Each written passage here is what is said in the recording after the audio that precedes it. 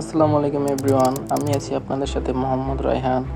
আজ আপনাদেরকে নিয়ে যাব কুমিল্লার ঐতিহ্যবাহী একটি স্থান ময়নামতি ওয়ার সিমেন্ট্রিতে, যা ইংরেজ কবরস্থান নামে পরিচিত। এটি কুমিল্লা জেলার ক্যান্টনমেন্টে অবস্থিত। আপনারা যদি এখানে যেতে চান তাহলে আপনাদেরকে প্রথমে চলে আসতে হবে ক্যান্টনমেন্ট আসার পর গোমতী টাওয়ারের দিকে সিলেট রোডে যাবেন। এখানে একটা রিক্সা নিয়ে নেবেন, রিক্সায় 20 টাকা ভাড়া পড়বে বা হেঁটেও যেতে পারবেন।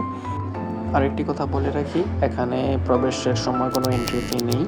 আমরা চলে আসলাম ওয়ার সিমেন্ট্রিতে। এর প্রবেশদ্বারে পেয়ে যাবেন আপনারা এমন একটি দিক নির্দেশনা, তারপরেই আপনারা এই গেট ধরে চলে যাবেন ভিতরে। আসুন ময়নামতি ওয়ার সিমেন্ট্রি নিয়ে কিছু তথ্য শেয়ার করি।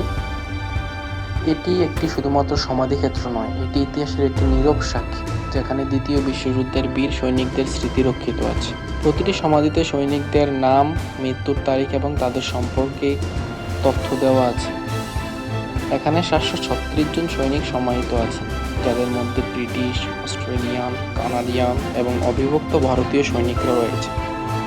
এখানে ব্রিটিশ রয়েছেন 357 জন, ভারতীয় 175 জন, পূর্ব আফ্রিকান 1 জন, পশ্চিম আফ্রিকান 3 জন, অস্ট্রেলিয়ান 12 জন, কানাডিয়ান 4 জন, নিউজিল্যান্ডের 1 জন, অজ্ঞাত 108 জন।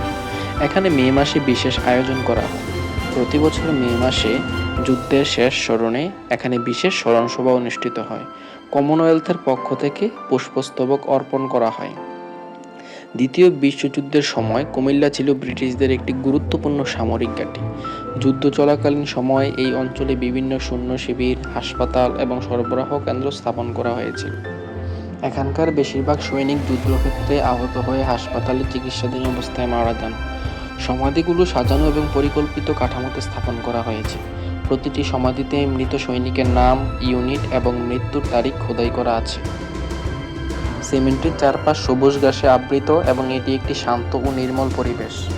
কখনো যদি কুমিল্লায় আসেন, এই স্থানটি বেড়াতে ভুলবেন না। সবাই ভালো থাকবেন। আসসালামু আলাইকুম।